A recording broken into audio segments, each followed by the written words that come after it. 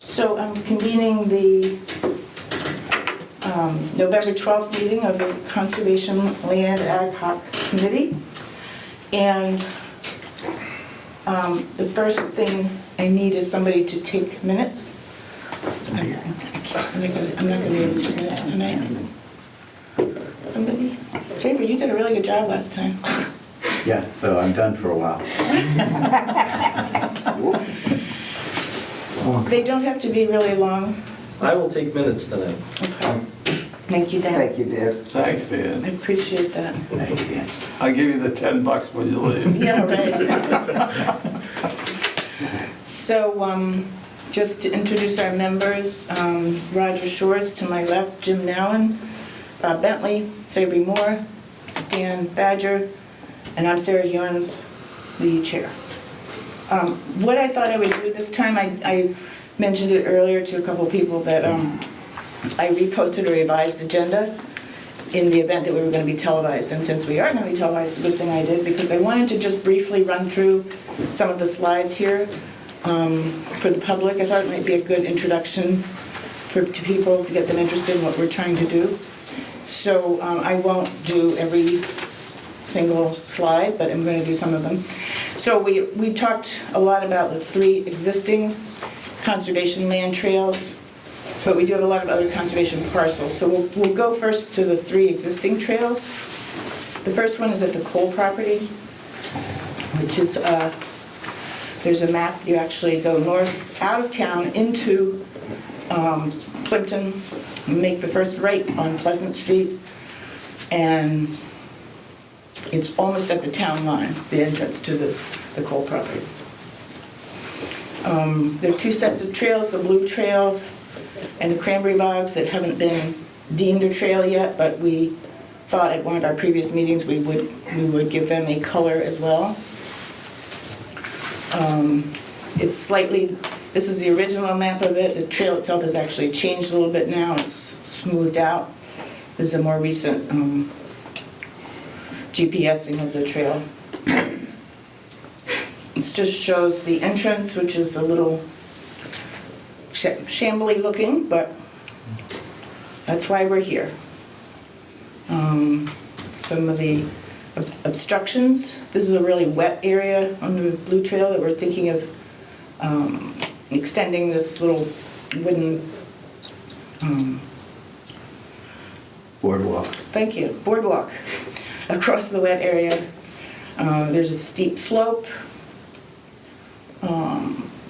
And partly because of the steep slope, we wanted to use the cranberry bogs itself. The bogs are 3 acres in total, so it's a nice little flat walk for someone who has a baby in a stroller, someone who just doesn't want to do a lot of uphill climbing. It would be handicapped accessible as well, but as you can see, it's all overgrown. And there's some invasive species. This is the picnic table that from one angle you can barely see, and you really can't get to it. There's a lot of briars around there, and but it would be a nice spot if we could do some maintenance there. There it is again. That's a view to the west, down where the water line goes through the forest there. And that also needs considerable mowing, at least. Oh, there's a nice friendly picture for you. There are eastern box turtles on the Cole property. This is what we call the white and orange trails. The orange trail is one of those that you probably, unless you're, someone like one of you guys, it's really hard to find now. It's a really long one, and it's very wet in some spots. So this is the part of the white trail. Again, another major wet area on the white trail.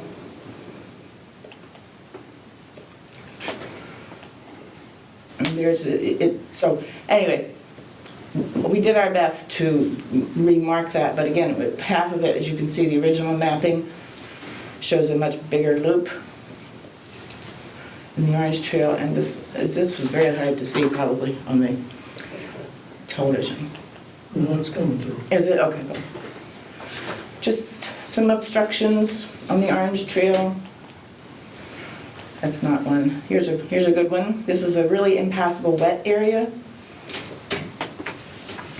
And again, some of it is just plain needing for some clearing. The trail's there, but it's just overgrown, and people not experienced with something like that would not be able to find it, probably.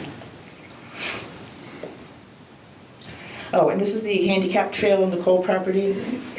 It's pretty much in the same shape it was 7 years ago, meaning that it has a bridge, which is ADA accessible, but parts of it, like here, are not. The slope is too high.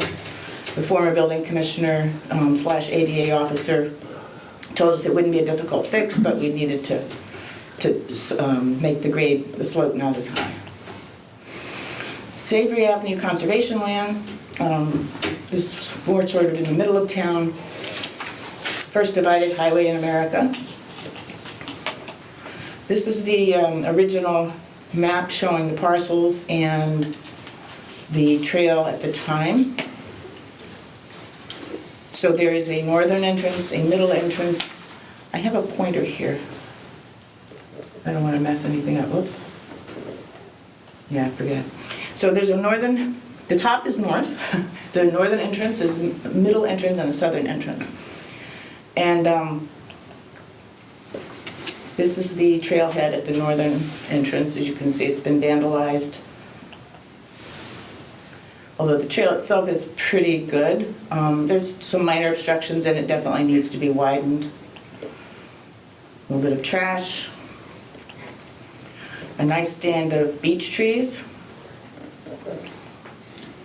This is the middle entrance, which again is accessible, but needs to be widened. And this was something that I was calling a stroller trail. It kind of connects the top part with the middle part and is very flat and doesn't need too much work. So this is the southern entrance, and on November 7th, Saturday, November 7th, we were all out there at this southern entrance trying to find the original trail, which we didn't. So we ended up blazing a new trail just to the right of that fallen tree there. We had gained permission from the select board to actually do some work so that we could entertain, so that people could come and actually be able to get down there, walk these trails, and get some ownership in keeping them maintained. And Savory, I'm assuming the Conservation Commission. Yes, conservation. Or we wouldn't have been able to do it Saturday, so. Right. Thank you. This is the last one that actually has a trail on it, Indian Brook Conservation Land, which is located on Indian Street. And the trail is named Camden Trail. It's just south of the conservation subdivision by the name of Alexandra Lane. There's an entrance that, you can see the sign, but the bottom picture and the top right-hand picture show that it's very clearly, you just drive by it. If you didn't know it was there, you wouldn't know what to look for. It's completely overgrown. The bottom picture actually shows there's supposed to be 2 parking spots there, and there are, but it's overgrown and there's no way to turn around. Lots of obstructions. And this trail actually was a really nicely done Eagles project with interpretive signs, but they're all ruined right now. There's a little flag telling you it's there, but you can't see it. Down trees. And this is the end of the trail, where there's a commemorative bench named in memory of a boy who died very young. And then there's other parcels real quick. This is on Crystal Lake. Those. This one is half of Clear Pond and some of the land around it. It's about 7 acres. That's off Wareham Street. That's the Cole property. There's Indian Brook. Meadow Street was technically supposed to be in the Conservation Commission's care and custody. It's still in the select board custody at some point, so some of these we have to look into and see what we or Conservation Commission would like to do with these properties. There's another piece on Meadow Street that also is in care and custody of select board. Wyndham Road, this one's almost impossible to see. It's off the road. There's a 20-foot access off Wyndham Road, and the property's 10 acres. Woodhaven Road, another one that's really hard to see. It's access under the power lines, and that one is about 12 acres, I must say. There's Savory Avenue. And that's it for the slideshow. So,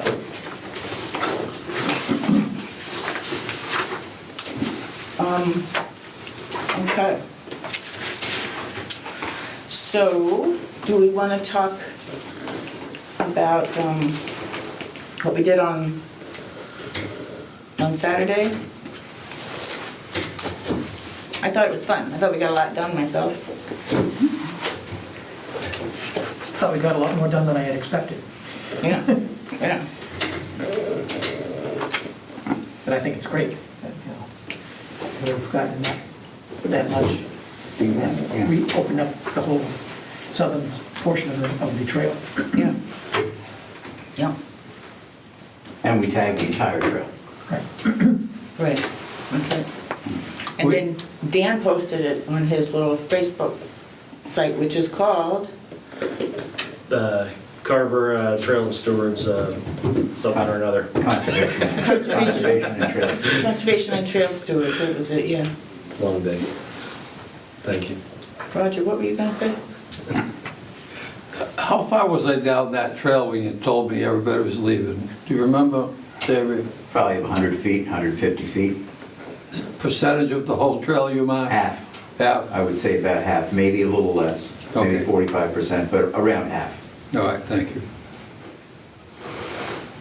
You were just south of where it got very thick, but that only lasted for about 30 feet or so, where it was real thick, and then on the other side it opened up.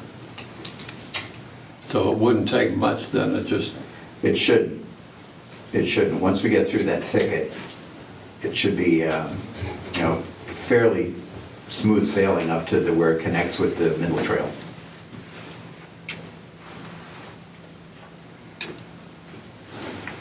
you think we should figure a way out to mulch those trails? We open them up, the sun comes in, and then Mother Nature goes blah bloom. Yeah. Crowds it in again. Well, that's probably a good idea. I think that probably equally as important is making sure people know that the trail's been opened, so they use it. Right, Because the North Trail it's broken down. is single lane, but it's passable. Right. Because people know it's there. Yeah. So I think if there's signage saying that it's open, and that people are probably looking for something a little different. That's a The ones good who point. walk on the North Trail all the time are probably looking for something a little different, so. My experience has been if you have, if you have people walking it a lot, then, it makes the trail maintainer's job hugely less. Yeah. Yeah, because they just keep the brush from growing if you have a lot of it. Yeah. Right. And then the maintenance really becomes picking up trash Mm. from And there. I found that in Miles Standish, if you get mountain bikes on there, that breaks down a lot of the suckers real fast too. As opposed to dirt bikes, which aren't allowed. Right, I'm talking about mountain bikes. Right.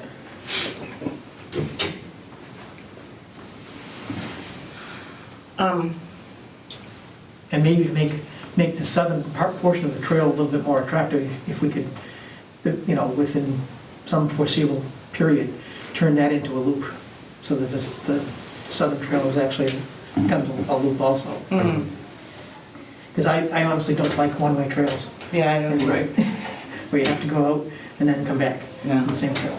right. As I was driving out Saturday, heading south on Savory Avenue, off to the right, a little bit further down from where we went in, there is a stand of just regular white pines, but underneath it is pretty open, almost grasses, and not a lot of understory. So that may be something to look into in the future of, where we come into the path and hang that right-hand turn heading up towards the middle path of going left before creating the loop. Instead of going straight ahead and around, going south and then Yeah. circling back and north. That's not a bad idea. Yeah, because there's quite a bit of property still left Mhm. between the southern entrance and the end of the property. Yeah, I was surprised to see how open it was back there, and I was even more surprised that I'd never noticed it before. Yeah.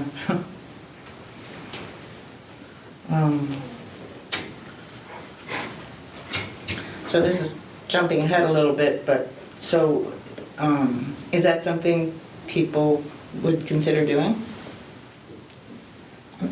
I think we should get what we're doing right now completed. Yes, Okay. finish that. Right. Okay. Yeah, Then I'm all for the trail going the other way. Yeah. Yep. Is that a motion, Roger? Okay, I make a motion that we complete Trail the sections. work that we had started on the South Trail.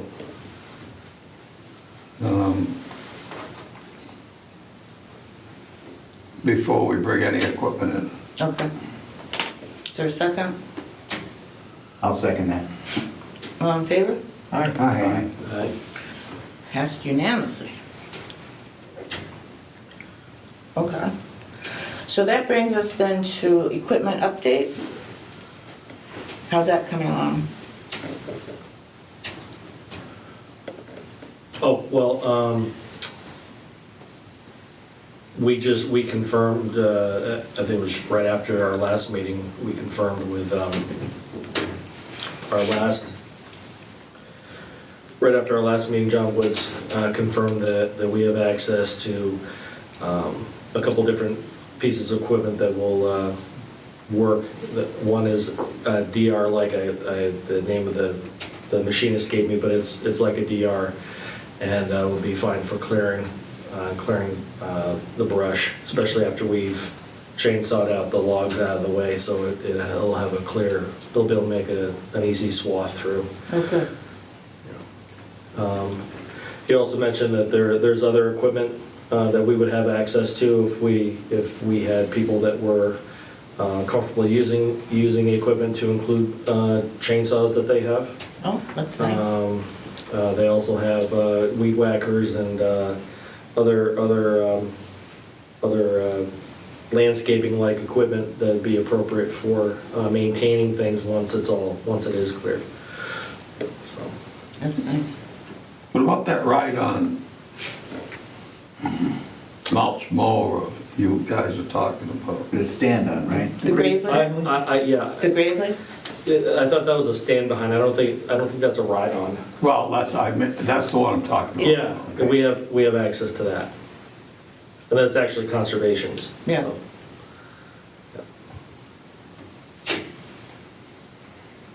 yeah. And some other groups that would be interested in partnering up with us, Friends of Miles Standish, for example. I did confirm that in storage there are more than a couple dozen loppers and clippers and hedge trimmers as well. But most importantly, trail maintenance, hand saws, things like that. Where are they stored? There's a maintenance shed behind the barn. Well, they call it the barn. It's a conference center that's adjacent to the headquarters. Back in the maintenance area that's fenced in, you can go back there, and it's all stored back where they keep all their equipment. This is the state. This is DCR's equipment. Yeah. Well, How about the town? It's actually, the DCR ended up buying it for the Friends of Mount Standish. Right. And so the Friends of Mount Standish took care and custody of it. Does the town have any equipment? Do you know, did you know? Well, the stuff I was talking about before, like the landscape type equipment, chainsaws. Okay. That's Carver. That's All right. Carver, yeah. To that, in regards to any power equipment, John Woods also offered to run a safety workshop for anybody who wanted to learn how to use that equipment that wasn't familiar with or wanted a refresher. He'd be willing to do that. And he and I talked about maybe my helping with that side of things as well. Nice. So we have the equipment, and we have something to facilitate the showing how to use the equipment so that it's useful to have, as opposed to just having the equipment.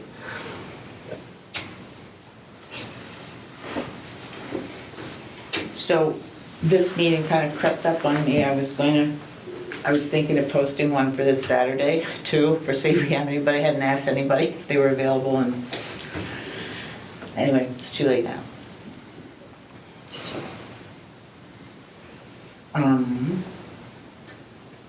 We go out and lot ourselves though, by ourselves, right? oh, yeah, it just wouldn't be, yeah, that's right. I mean, if everyone's going to be there, if there's a quorum of you guys there though, that's, We just can't talk to each other.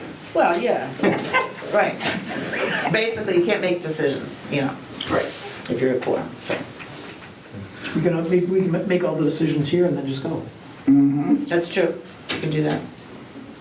I mean, I think we're all pretty clear on what we're doing out there. The one thing that Roger actually mentioned to me in the field, which I think is a very good point, we saw a little cluster of small white pines, and obviously they're not all gonna survive, but Savory Avenue, one of the things about it, obviously it's Carver, is it's white pines. And so Roger's mentioning wanting to leave some of them standing, so that, but clearing out the really small ones and leaving some standing so that they can succeed the pines that are currently there. Because, you know, a lot of those are quite old and some of them aren't in very good shape.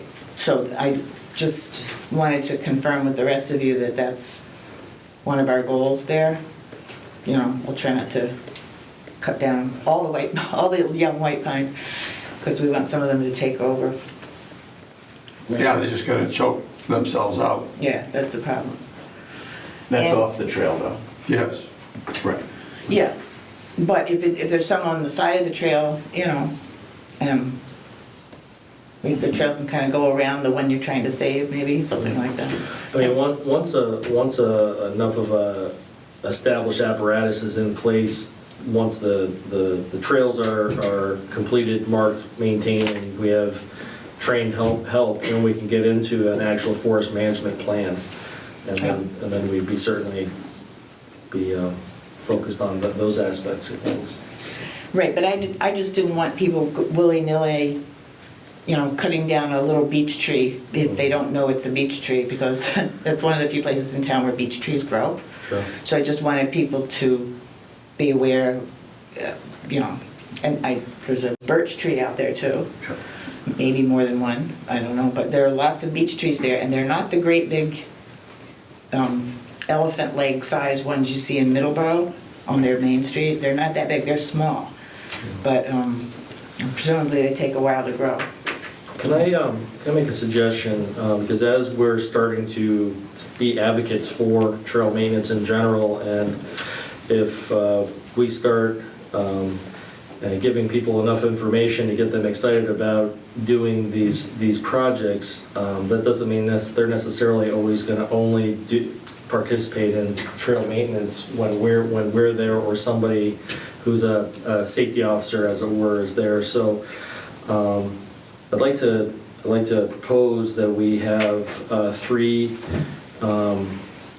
documents that are sort of standing documents that are not only on the town website, but also maybe in terms of integrating it into our signage plan, and that would be a safety tips for doing trail work, integrate like ideas like having a buddy system and those kinds of ideas. Things that might be basic to us, but just because somebody wants to go out there and help out and clean things up, maybe it's not always the best thing if they're going to be bringing tools. So that's something to discuss. The other is a what to bring. Things again might seem obvious, but first aid kit, water. Just these 10 things, no matter what, in your go bag if you're going to go help. Carry these appropriate things. And then lastly, what to do, what not to do. And to your point, these even if there are little pictures next to them, these are the no touchy flora. Just because it might be on the trail or it might be near the trail, please don't touch this particular thing that's growing. That's a good idea. And then So I think the beech trees, don't they hold their leaves a fairly long time? They do. So maybe I'll go out and get some pictures of them, because, once the leaves are gone, unless you know what the bark or the growth looks like, you might not know what so I will do that. Or if they're close to the trail or where we mark the trail, just flag them too. Okay, yeah, I could do that too. Just put a piece of tape around them. We're not touching the ones that are flagged. Okay. yeah, we could certainly say flagging, yes, pulling, no, unless it's an organized event. Right. Something to that effect. I'm not sure what you want the verbiage to be, but. Say it again. So Flagging. of the what to do, what not to do list, if you have something that you see needs to be removed, go ahead and flag it so that, crews know. Or if there's certainly, if there's a fallen tree or a leaner, go ahead and flag that. Don't try to fix that yourself. But if we flag the trees we want to keep, Yeah. how are we going to know? And you're suggesting we flag trees to take down? No, I was suggesting flagging trouble spots. Oh, okay. And again, with this kind of thing, there are flagging systems that are already set up, of what to take, what not to take, and so forth, but. Yeah, but that has to be communicated to Right. anybody that gets involved in prejudice. All these things, maybe, nobody should be encouraged to go out there and start work on their own without one of you guys supervising it.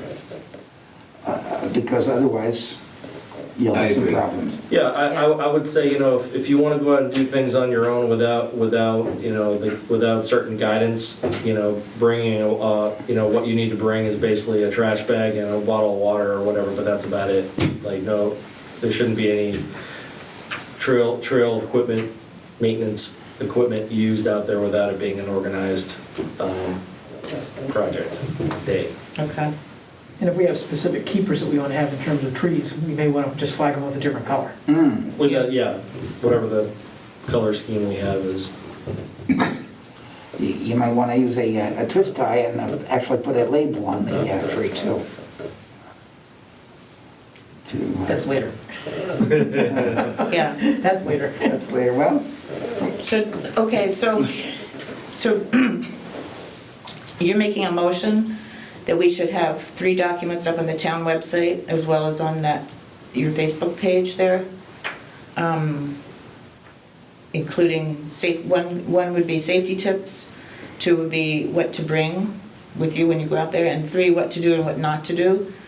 No one should be doing trail equipment. No one should be using trail equipment without being part of an organized event. For example, if you want to be out there alone, bring a trash bag and a bottle of water and your first aid kit. Yeah. Something like that. So that would be on just a basic what to bring list for anybody. Okay. The safety tip thing also would be in general for everybody, because we are ultimately this isn't just encouraging people to do trail work, but to enjoy different properties. Mm-hmm. And so, some type of, certainly integrating some type of leave no trace verbiage would be appropriate. Okay. It's already established verbiage, so we don't have to reinvent the wheel here. It's already exists. Okay, so you've made that motion, and will you send that verbiage to me, those Yes. 3 documents? Yep. Is there a second on that? I'll second that. Thank you, Dan. I mean, Savory. All in favor? Aye. Good, thank you. Should thank you for doing that. So, yeah, that's a really good idea, and I will take pictures. I noticed that the discussion about what remains to be done on Savory Avenue is under new business. Is that what we're talking about now? Are we kind of jumping around? Well, we are jumping around a little bit, but because it's hard to separate, I just put them in different categories for the agenda, but they're related, because we talk about what we did there, but we can't help but talk about what we still want to do there. so. Okay, well, we decided, I mean, just because we're meeting so late, we can't post anything about this weekend, doing an official one. I'm wondering if there's, if we want to talk about in employing more volunteers to join us, maybe doing something over Thanksgiving weekend. Since it's a 4-day weekend and people really aren't probably going anywhere this year.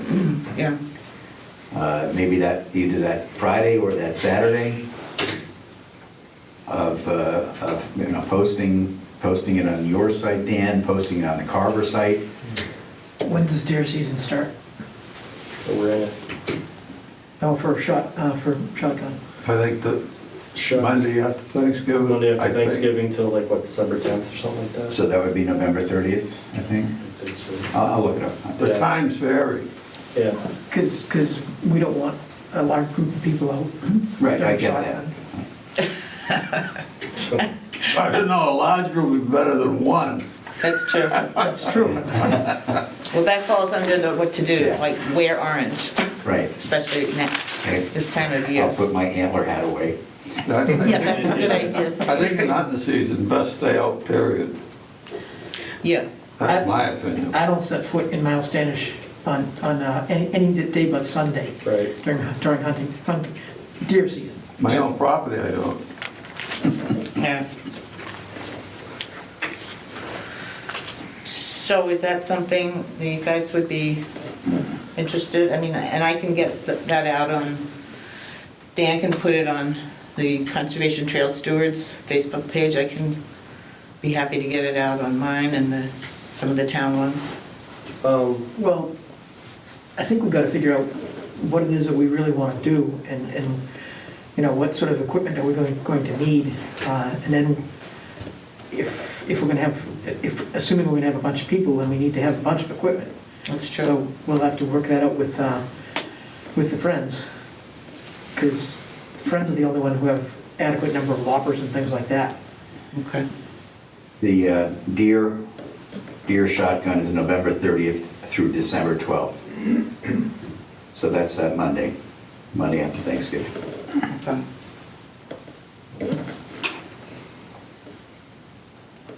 Do we want that day to be a work day? And the reason I say that is I want to get people excited about what's going on. Yeah. I don't know what you guys thought about the idea of maybe having a conservation sort of shotgun walk off the stuffing walk Ooh, there's a kind of thing where you just, you know, walk off the food coma walk, whatever you want to call it. That's But- good.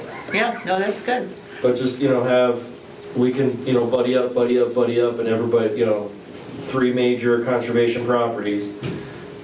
Take people, you know, just be available to take people around, show a little bit what we've done, what we are looking to do, what other groups have done in the past, and you know, have it be a bring your own cocoa event, and yeah, just I mean, we were just talking about wanting to get the word out about what we're doing. It's an activity that's a sort of a low-hanging fruit activity for families, Yeah. for anybody else that's interested in these kind of things. So that's a great idea. My concern, I like the idea of showing them all 3 properties. The problem is that, so the trail on Indian Street is, I don't even know if you can make it to the bench, which is the end. Unfortunately, that trail should have a loop of some sort in it too, I think. But the Cole property, it's really hard just to walk around the flat box. So, I mean, I like the idea of showing them all 3 properties, so I'm not trying to put that down, but I'm not sure how much they'll be able to see of all 3 of them. So maybe my thought is we should get the Savory Avenue one really sort of spruced up and make that a special one, and then if people want to go look at the other ones, they can be forewarned that it might be a little more difficult, you know? I don't know. Do we have actual mileages on the Savory? On the what? Mileages on the Savory Ave loops? You know, I think it's in the open space and recreation plan, the actual how long the trail is. I just don't remember offhand. Okay. But I know, for example, walking around the coal box, they're 3 acres, so whatever that is, how you calculate that. Because I'm sure that, you know, if families bring little kids in and say, how long is this trail? Right. Because, you know, a lot of the parents aren't necessarily going to want to carry the kids around the entire trail. Right, exactly. That's right. And They aren't that long. Yeah, they're not really that long. They aren't, but they're still going to want to go. They're not if I was halfway. Well, that one's just a one-way. I mean, the loop, the northern loop is, I don't know, I would say maybe a little over a quarter of a mile, maybe. It's not, you know, it's not like walking around the reservoir at the forest. I have GPS, I can just go out and walk it and get actual mileage. That's the way to do it. That would be good, yeah. And I'm pretty sure I have that information at home too, I just don't have it here, but. So, Can we step back to what you were talking about for this weekend? yeah, well, for this weekend, I guess we just keep doing what we did before, because we kind of had already decided at our meeting that we're gonna connect the northern and middle part to the southern part, and we're gonna try to widen it to 4 feet without, you know, cutting down special trees. 10 o'clock? Sorry? 10 o'clock? Saturday morning? We're going to try to widen the southern portion of the trail to 4 feet? Well, we're gonna finish the cut through all the way. Yeah, because we're not 4 feet right now. No. No, but No. we're getting a trail made so we know Right. where to widen it out. So I think we need to finish cutting out the trail, and then we need to get in there and do, widen it to 4 feet. Right. You know? I think one person or 2 easily could finish if other people are working behind to widen it. And then the northern part of the trail in the middle is very clearly there, but it's just down to about, what, 12 inches now, or something, maybe 18 inches? Yeah, because there's too many branches that are encroaching in. Yeah, so that could, I I mean, someone could start in the northern part, just widening it, the existing trail, because it's a pretty clear trail. But that's, you can't do it, if you try to do it with loppers, it's going to take you days. Yeah, Days. chainsaw, really. No, chainsaw, Yeah. because it's not, it's brush, it's not easily. Not down dried? The hedge trimmers that I had worked great. Right, hedge trimmers are what we really need. They, But Yeah. we need the hedge trimmers on the southern portion of the trail also. Mm-hmm. yeah, So, but I was able to go right down to the ground, Yeah, you know, and I saw cut that. all the smaller stuff. So everybody bring their hedge trimmers. I don't have hedge trimmers, unfortunately. no, you want I don't have battery on. you want Savory's hedge trimmers, you don't want to use your Yeah. clipper No. hedge trimmers. You want the electric or It's the gonna- gas-powered hedge It's gonna trimmer. take you a long time. Yeah. I'm a very big fan of using power equipment. 'Cause Does anybody besides Avery have battery-powered trimmers? No, I have an electric. I know, well, you can carry the generator out. Well, that's what I was thinking. Give you an awful long cord. Yeah. Well, I mean, and that's the kind of thing that if you if you wanted to, on Saturday, Saver, you could start on the northern part, widening it, and someone could be going in front of you, just making sure their logs were tossed out of the way or chainsawed or, and then, Well, on the southern part, there's no logs to cut out. Dan and I cut all those out. And on the northern, the two loops north, there's no logs in the way. We took a little walk further up, there was like, what, one leaner? We got that We one. got that there. Yeah, so. oh, okay. Dan and I walked through the part of the southern trail that Roger hadn't gotten to yet, and that was pretty thick, and that's probably loppers. That's probably too thick for the hedge trimmers. So that's gonna be a lot of individual cutting Okay. branches or trees, saplings, right down at the ground level, and clearing them off where where it's been cut. Okay. And then I would follow through, getting all the smaller stuff that's thin enough to get through the hedge trimmers. Okay. That's what seemed to work pretty well when I followed. Jim was cutting things and you were, and that worked pretty well, me just following that right on the ground with the hedge Right. trimmers. Yeah, that was very effective. How much do they cost, Avery, do you know? Oh, wow, no, they're not that expensive. I've been thinking. They're just a regular hedge trimmer? Yeah, battery Black & operated? Decker hedge trimmer. I've been thinking of running over to Home Depot and seeing if there's any that they're selling. Yeah, I know. Although, if I really wanted something good, I wouldn't go to Home Depot, I'd go to Morrison's. Yeah, Yeah, just be sure you get an extra battery. I think, Saber, didn't you say you have an extra battery? I had two, yeah. And a charger. I wouldn't go out there with only one battery. Yeah. I know I mentioned it to a couple people but when we were flagging, but just the flagging system that exists right now, there's a tassel on the flag around the tree that indicates what side of the tree to go on. In case you're wondering how to maneuver. And there are 2 tassels, 2 ribbons at trail junctions. So when you get to a 2 Yeah, I didn't know that. a 2 tassel mark, just you want to scan to where the next one is, that's all. I was trying to work around the rocks. Yeah. And then explain when you have the tassel tied on the tree, when it's tied to the left of the tree versus the right of the tree. Yeah, that's what I was getting to. So that just means you go to the left of the tree if the tassel of the ribbon is on that side of the tree. So Okay. that's, So you go with the tassel? yes. And Grant, I was sort of doing that on the fly. We all were. If you want a different system, that I'm cool with that. No, I don't care. It's already in there. Yeah, it's, So you said there was an accepted color code?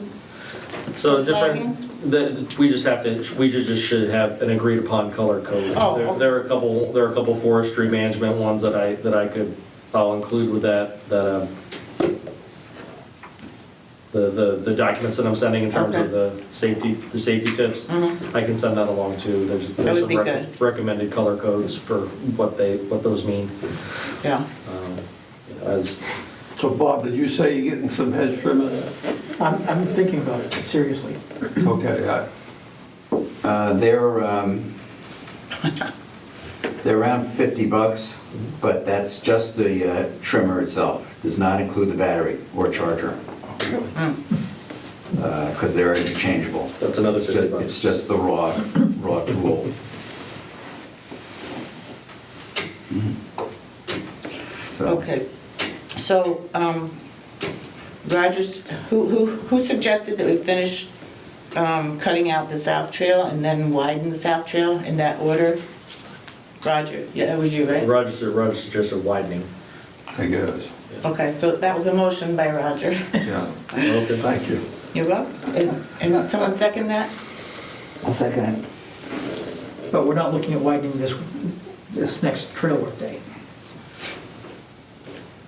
Well, that's what. If we are, then we need to start talking about transport of equipment to down there. Well, I think we're gonna widen as much as we can with the hedge trimmers, right? With Yeah. what we have, yeah. yeah. And then at least that'll make it passable, and then we can get the gravely or whatever we need in there. Yeah. Does that make sense? Savory's getting it real wide, but the type of growth is gonna change, I'm sure. Right. Yes. I was just cutting where, where everything tall had been cleared. Right. I just went and got everything that was a foot or less Yeah. down to ground level. But that was pretty easy. The batteries look like they're around $50 as well. Of course. The charge is probably 30. Charger's 15. Okay. Unless you get Ryobi, I get batteries for those. Oh, really? Okay. Yeah, Ryobi might have one. I just looked at the Black & Decker because that's the one I have. No, I just point out that I have 3 or 4 batteries. So we have a motion and a second on the floor. Any more discussion about how we're gonna do this? We're gonna finish cutting out the southern trail and then widen it as much as we can with what we have. Is that, Yep. okay? All in favor? Aye. Okay. That was at 10 o'clock, right? 10 o'clock, yes. And that date will be the 14th. So we won't be having an official meeting, so we won't be able to make brand-new decisions at that time. So anything else you want to talk about for Savory Avenue so that we can vote on it here? No. No. Okay. Well, I'd like to suggest that, just maybe as a habit, we task ourselves each with a homework assignment to recruit one person each to come along. For this Saturday? Are we ready for that? I don't know if we have the tools. I think that if we're gonna do that, we really should have coordinated it with the town to get use of all their stuff. And we're talking 2 days from today, Yeah. tomorrow, and it's half a day in town hall. So I would think that that's something we should do For the next one, for sure. later on. I really think that we should have some kind of a well-publicized volunteer day, and almost a bring your own tool, as opposed to each person bringing someone else. Just have something, with fanfare. Get Catherine from the paper out here, take some pictures. Okay, so that goes back to what Dan was talking about earlier. Are we looking to have that walk off the stuffing walk on the Saturday after Thanksgiving, or is that, because that's just about 2 weeks from now? Too soon? We could, but. And we don't want everybody and his brother showing up, I'm assuming, because we don't know what they're trained, how well, with the Yeah, I mean- chainsaw. Yeah, I mean, for Saturday, I was only suggesting if you have if anybody's got a buddy that has their own tools already, kind of thing. I'm not saying no to bringing people, Yeah. but, no, they would have to have their own tools, really, Yeah. because we don't have the equipment to start handing it out to people who just come along. Sure. I don't think we need power tools. Yeah, No chainsaws, No. stuff like that. right. No, it's gonna be loppers and clippers and hedge trimmers and Are we talking about this coming Saturday? this Saturday. Okay, so for the Thanksgiving one, the one after Thanksgiving, that would just be a walkthrough, right? Just to make it fun and Yeah. not necessarily work. I mean, that one could be a hand tool only one too, though. I mean, if people want to bring loppers, but, certainly no power equipment. It's Okay. the intent is to, show people the different conservation properties. Yeah, walk or work. Walk or, there you go. What'd you call it? Walk or work. Walk or work. But I'm not sure there's that much to lock back on the 2 loops to the north at this point. It needs considerable widening though. Right, but we're not getting there. We're not gonna do that. Right. Because lopping to widen it is too tedious. So Right. I don't think, I don't think we ought to be encouraging bringing tools to lop, because I don't think people will know what to lop. Oh, I see what you mean, for the The turkey walk. yeah, the turkey walk. Okay. Well, I kind of agree with you, Bob. And, I mean, I think the idea for that one is really just to show people the properties and hope they have a nice time, kind of thing. Familiarize them with the idea of what we're trying to accomplish. Right. That's the biggest thing. And then another trip where we'll tell them how we're going to try and accomplish this. The steps we're taking and show them the tools and maybe demonstrate the use of the tools. I like that. Mm. Yeah, we could have a crew working. Mm-hmm. We could have a crew working on that day. Ooh, demonstration crew. There we go. This is what work looks like, guys. Right. Yeah. Well, the others, Yeah, we could all, sure, if I can do this, so can you. others walk and watch, yep. Okay, so is that a second, Savory? Yes. To Dan's first about the walk off the stuffing day? Okay, all in favor? Thank you. Okay, What date was that? it's the Saturday after Thanksgiving, Yeah, so. 28th. 28th? Okay. And we should keep that to a set time, like 10 to noon. Let's do 10 to noon.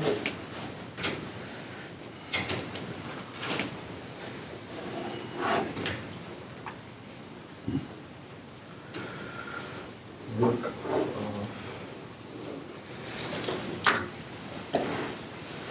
And I'll post it on the town website too. Right. Work off stuff. Do you also want to put on that certificates for community service? Ooh. Mm-hmm. For the high school kids? Yeah, I was thinking we probably should make up some type of certificate. Okay.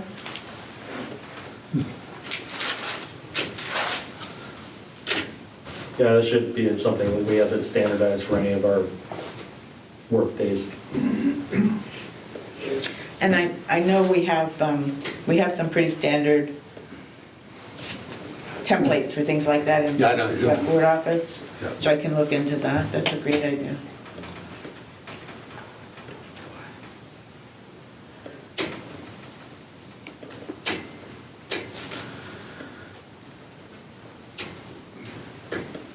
Can we contact Catherine at the paper? Oh, yeah, definitely.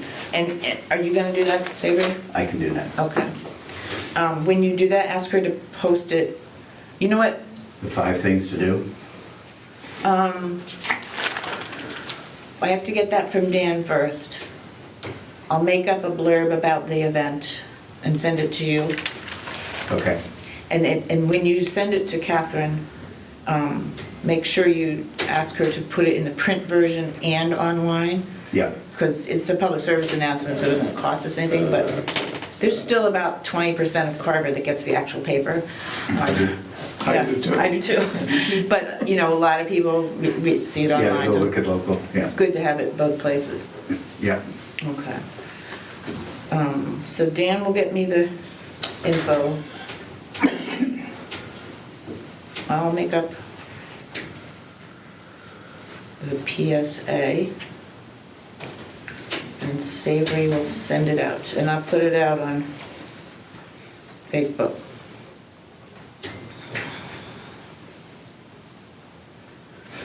Okay. Do we want to put it on the other Facebook pages too, like everything? Yeah, where you put your dollars? Yep, I was Okay. planning to do that, definitely, yeah. Okay, do we need a motion for that too, about the certificate for community service as well as the, I think we already discussed that. in the Yes, previous that's meeting. part of our earlier mandate from, Okay. I think, the first meeting. okay, Yes, technically though, I think that what we're going to be doing on that Saturday is having a crew that is a demonstration crew. So I don't know if that would allow someone to qualify for community service just watching that. No, I didn't mean to infer that. You're absolutely correct. So that may be further down the line when we start asking volunteers. Yeah, they to get come nothing help for us. just watching. Right. We could tell them that if they do show up and put in some real Yeah, labor, then they do get a certificate. we have to think of some parameters in terms of how many hours do they have to do work to earn a certificate? Right. Well, no, it's written in there how many hours they did do. It's not like a certificate they put in the wall. Okay. There's a certificate that they pass in to their advisor at school. You have the number of hours, what was done, Yeah. and then signed by, Yeah, does the school have a requirement for how many hours they they have? do, and I forget what it is. That's right, we can find out. So I don't need to make that certificate for this Thanksgiving walk? No. Okay. Okay. So I will make up the public service announcement. I do like the idea of having some standard we have for how we would identify somebody that would, some achievement certificate, as a both a thank you and reward for, Yeah, we could vote, if we get outstanding people, we could vote on that. yeah. Right, in addition to just that simple certificate, you get another, Right. That'd be a certificate of appreciation. right, Yeah. right. Okay.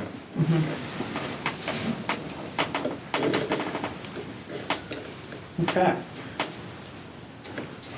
Like the Golden Lopper Award or something. The Golden Lopper, that's good, I like that. Dan is our official namer of things. Okay. Too easily entertained, right? So, is there anything else we need to talk about regarding Savory Avenue? I don't think so. Okay. Do you want to quickly do the minutes of 11/2/2020? Did anyone have any, I sent them to all of you, I think. Did anyone have any changes or amendments? No.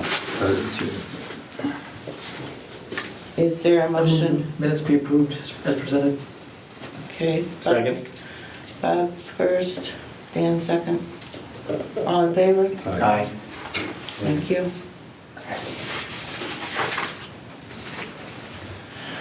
You got that, Dan, right? Yep. There's already. Thank you. Okay,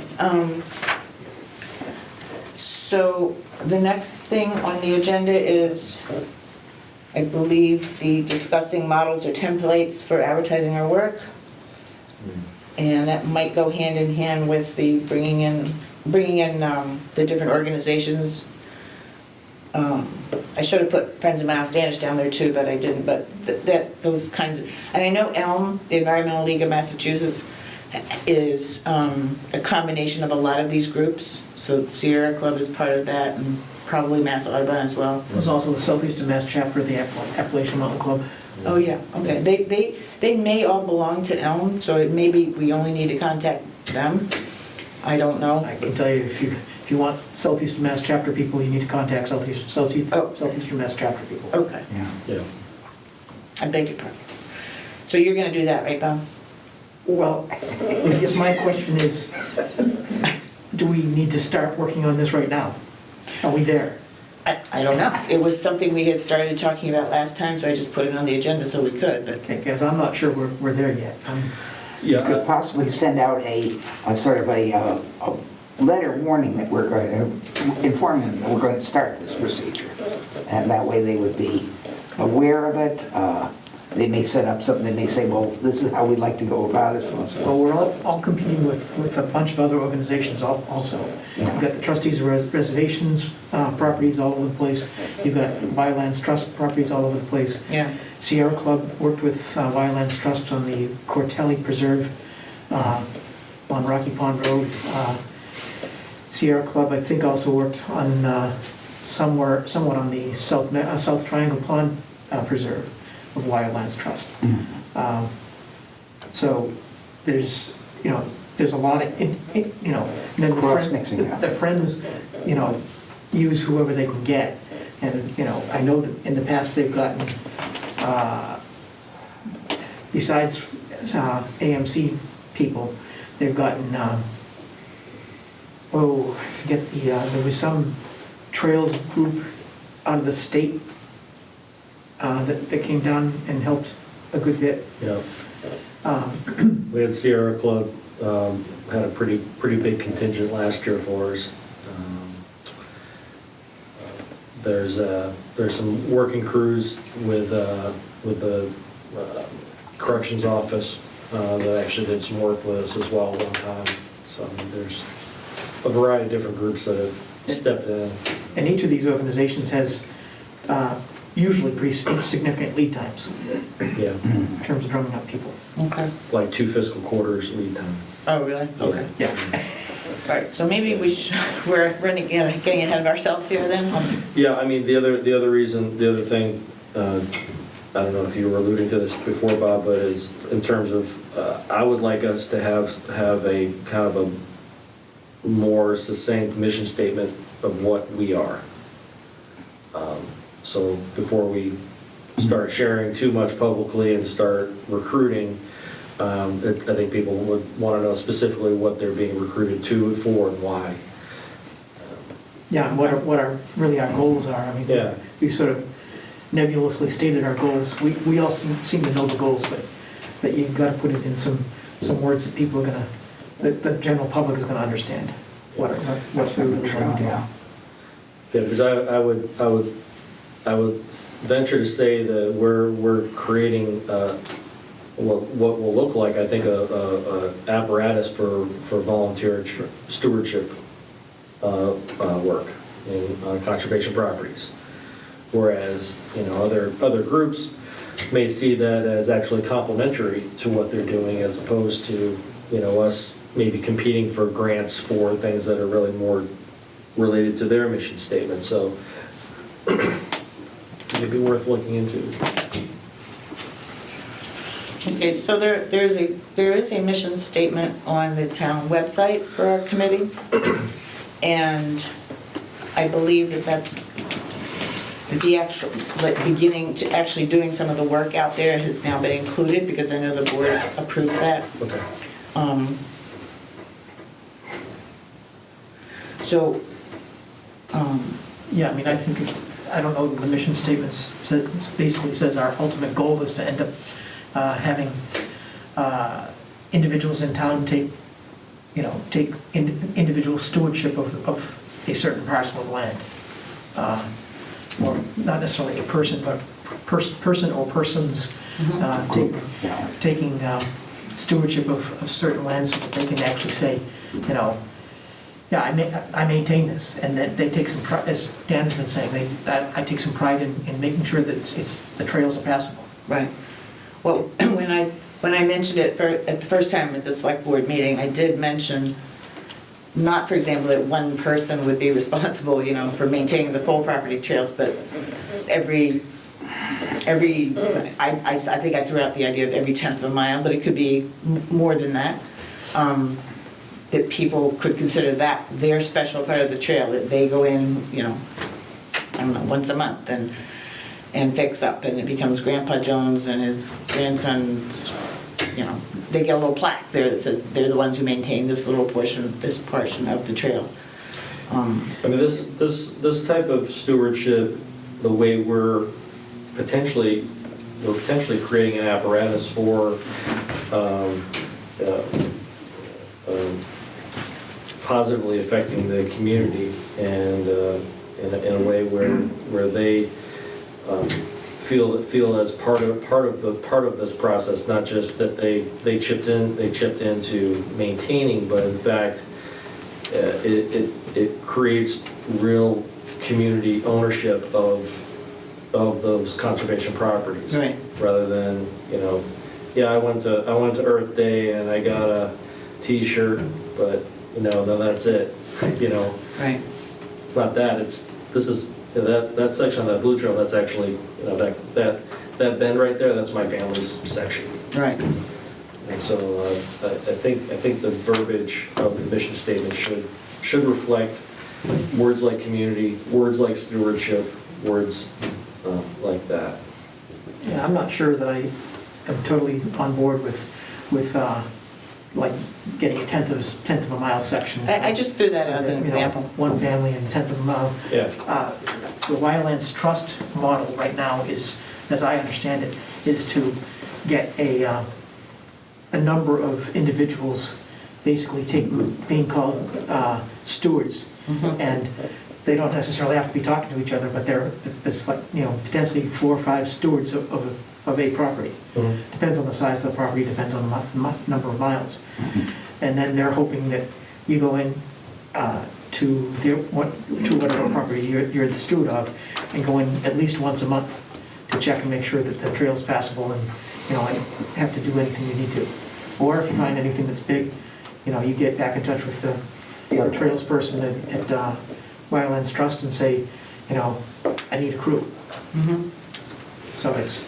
Well, I mean, I understand what you're saying too, Bob, and I don't necessarily disagree, but when you get something the size, I mean, the coal property's 221 acres. And what we're working on right now is just getting people to actually use it and to feel like they have some kind of ownership of it.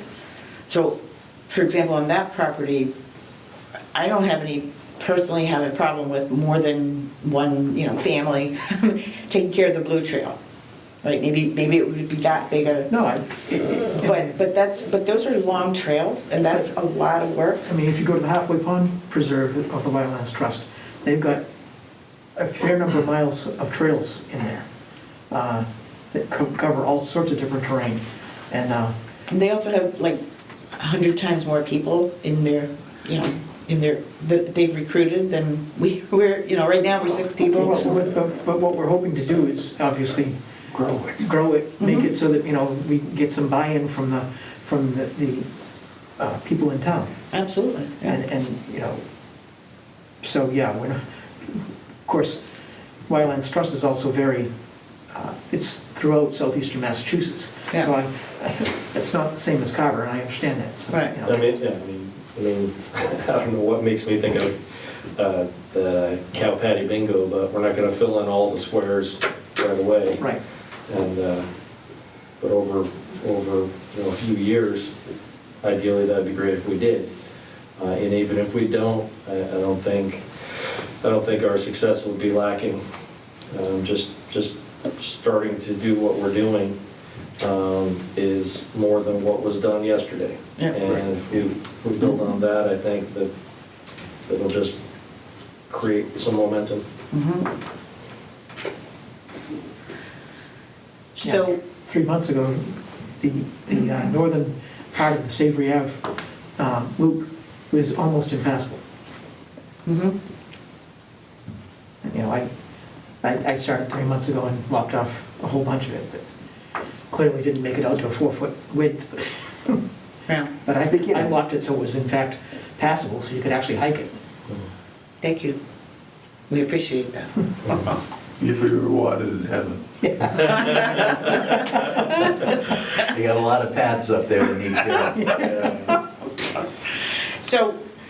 So is that a motion, Dan, that we should maybe revise our mission statement? Well, it wasn't a motion. I wasn't sure if we were in agreement that the mission statement was complete or still evolving or what. Sounds like it's still evolving. I think we ought to just take a look at it and see if we need to make any changes to it. I don't think we need a motion on it. Yeah. Well, I mean, the way it does not have this particular kind of wording in it on the website, if I remember correctly. But I think it does mention involving the community as our goal. It could probably be more eloquently put than it is. And I'm just asking because it could save time if you want. I mean, I can go back to the board and ask them to accept new wording. Well, I just when we start recruiting and sharing our message, I just want us to be in agreement that whatever is out there right now is what is reflective of where we currently are in our thinking and our action. And so that's consistent. Okay. So that people know what they're volunteering for.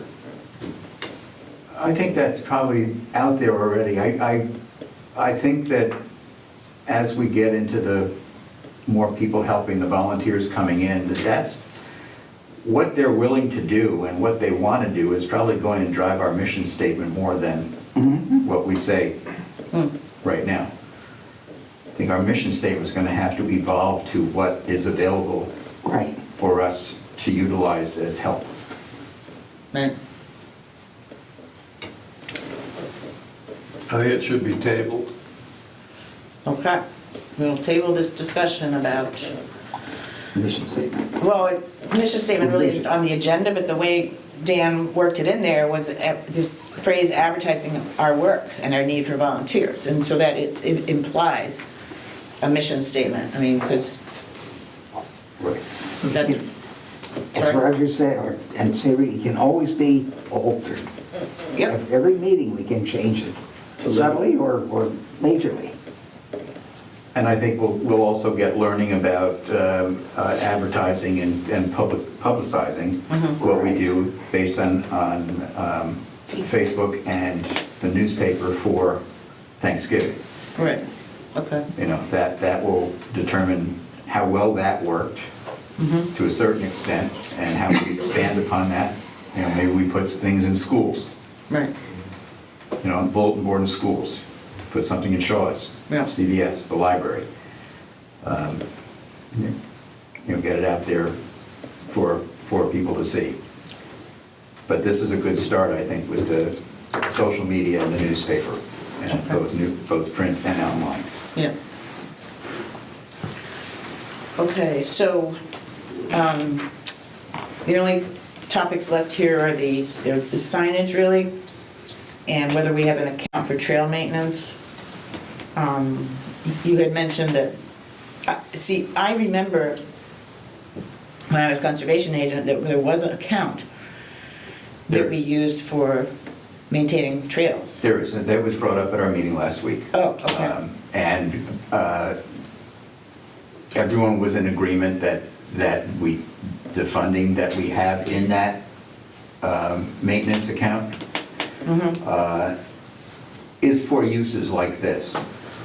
Oh, okay.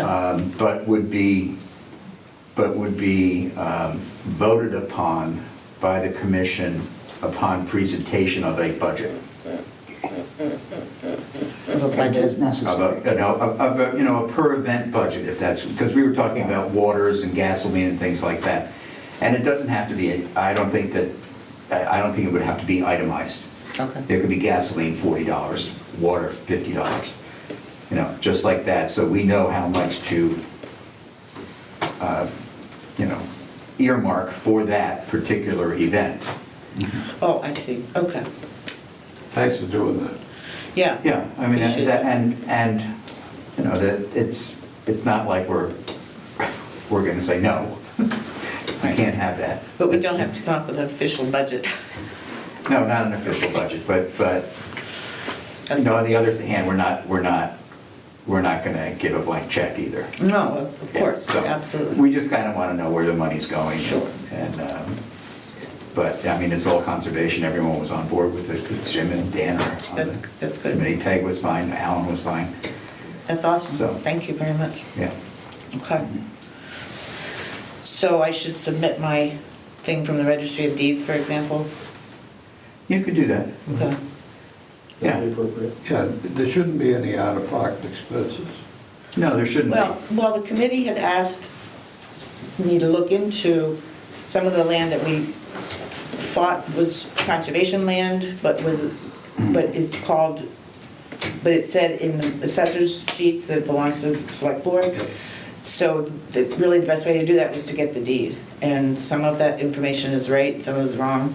So Right. now we know, but they're not gonna send it to me for free, you know? Right. No, that's something that certainly, Yeah. you know, that's all part and parcel of this. It's part of the maintenance fee. Okay. Because we need that to know what we own. Okay. So, yeah, Yeah, I think Brooke had mentioned, if properties need to be assessed, for, what was she saying? that's for the acquisition fund, not for the maintenance fund. Oh, no, I thought no, there was, oh, yeah, okay, yeah, But I couldn't understand what you said there. I wasn't saying anything. Oh. Okay. That's why I didn't answer him with, but I'm not saying Oh, anything. okay. All right. So any discussion about signage here? Anybody? Just so you know, like the company, the DPW uses Liddell Brothers, and they're gonna make a really nice sign for Grumpy's Brook. It's 3 by 4, I think it's 3 feet high and 4 feet wide. It's brown, it's metal, it's brown, and the white lettering. And it's gonna have the town seal and the. Is it engraved white lettering? Is it indented white lettering? I think it's raised. I mean, it's. Raised? Yeah, it's part of it. Oh, I see what you, okay. I don't think it's painted on. All right, but it's raised, not indented? I believe so, Okay. yeah. So, but it's a really nice looking sign, and it has the town logo and then the Taunton River Watershed logo, because they gave us a grant to buy the bench, I think it was, that we're Okay. gonna install up there. And what's it made out of? Sorry? What's it made out of? The bench, No, the sign. it's metal, It's metal? yeah. You don't know what it costs, do you? Not yet, and the DPW doesn't either, but we're gonna figure out like who's paying for that. But that's a different project. I was just recommending that company because I really like the signage. They're making the new sign for Savory Avenue, which I believe is also raised letters. Okay, And it's yeah, a the old one was. duplicate of the old one. Right, that was Exactly. raised. Yeah. But, you know, we could look around and see, depending on what it costs, we could look around and see if there are other companies. And that, I just was thinking of them for the main trailhead sign, that it would be nice if all around town, the signs looked kind of similar, in my opinion. The ones that we have at the Cole property right now were, well, one of them's down. The picture one that used to be the drawing, there was some water and then cranberry bog and the forest and the sky. Those were required signs by the self-help grant that we got to buy the Cole property. So we were required the particular verbiage that's on the one sign, and the photograph was required on the other sign. Not the photograph, but the picture, the illustration. And Gail actually did the painting on that sign, Gail now. They took it down because something had happened to it, but they're gonna put it back up. The reason I'm talking about it is because I think it would also be nice to have one of these big signs at the entrance, kind of giving more of a history of a little bit of the history of the Cole property, or whatever, just things that don't change about it, like you suggested, I think, Dan. And then later on, if we wanted to have interpretive signage, showing the stand of beech trees or whatever, those could be a little smaller, less, still weather resistant, but not big humongous things, so, I don't know what you guys thought. I think we gotta get the trail done. Mhm. and Yeah. And then we can decorate it. And we'll decorate it, okay? Right, good point. But there does need to, I think part of getting the trail done on Savory Avenue is getting some sort of sign there. Yes. Oh, I'm not talking about the main sign. Oh, I okay. meant the trail sign. Oh, okay. And we don't need to get into a long discussion on this tonight, but we do need to talk about the actual marking of the trail. What sort of signs we use. As I said on Saturday, I don't like plastic signs. Yeah. I tend to think they're too transient. And after 3 or 4 years, they get popped off. Yeah. And I'm a firm believer of the trail markings that they're using in Miles Standish, which are painted blazes. They last a lot longer.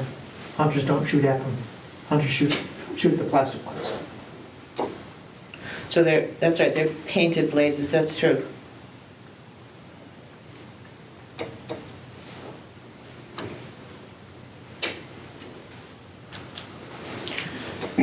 Yeah, and like we saw on Savory Avenue, the plastic ones we have now, the directional ones, were originally put in correctly because Dan Fortier put them in, and he does that sort of thing for a living. So he knew to leave a space between the tree and the sign. And then someone came along, maybe they thought it was loose and banged it into the tree, so, that's also an issue. So is that something people want to vote on tonight, or no? No. No, okay. I think we've done all our business here, We have. yeah? So, Motion to adjourn. But the other thing is, that in terms of signage, I think what the commission needs, or the committee needs to think of is, what sort of norm are we gonna use? Are we gonna use the state norm for how they paint their blazes, if we're gonna do paints? Or to use the Appalachian Trail norm for how they do their blazes? Appalachian Trail norm is not the same as the Commonwealth of Massachusetts norm, or DCR norm. okay. So that's something we can look into later on? People can do some homework on that, maybe? Well, I think people would be more familiar with what they do at the forest because it's closer. Yeah, So I think for consistency standpoint and having people walk in knowing what they're looking for, that whatever's done in the forest should be done here. And vice versa. But People here, yeah, yes, yes. may get them to go more into the forest. that's The true. key is that the Appalachian Trail signage system is much easier and much easier to paint on than it is to use the DCR system. Well, the problem is we live in Massachusetts though, and probably most people are more familiar with, I would assume, local, Anybody who hikes a lot been hiking up, actually Appalachian Mountain Club uses the Appalachian Trail system also on all of their trails. I'm not surprised. Well, Appalachian Trail and Appalachian Mountain Club are not the same. I know. Well, I think it'd be helpful next meeting, maybe just bring in some pictures of differences, Yeah. and then That's it'll good. be self-evident which way we want to go. Yeah. I've got some stuff in trail maintenance books I have. The Mass Audubon has gone to a system where on all of its areas now, they have blue blazes on the trails as you leave the center and go out to the edges, and as you're coming back in, it's yellow blazes. Oh, geez. So you can tell if you're on an inbound trail or an outbound trail by looking at the color of the blazes. But I mean, you, That can get confusing. yeah, you can, I mean, you can make silhouettes of whatever and have, somebody's hand, yeah, Yeah, going this way, and this is the kiddie trail. You have like little kid, handprints, and you just spray paint the silhouette you just made. For many So years, we can make whatever, but yeah.